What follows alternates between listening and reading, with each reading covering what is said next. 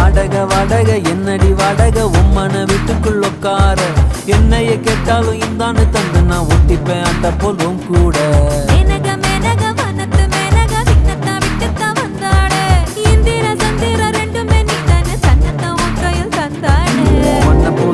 ஒன்னைய நீ நெஞ்சில் வச்சிருப்பேன் ரொம்ப பத்திரமா சின்ன சிரிப்புல என்ன வளைச்சிட்ட சித்தன வாசலி சித்திரமா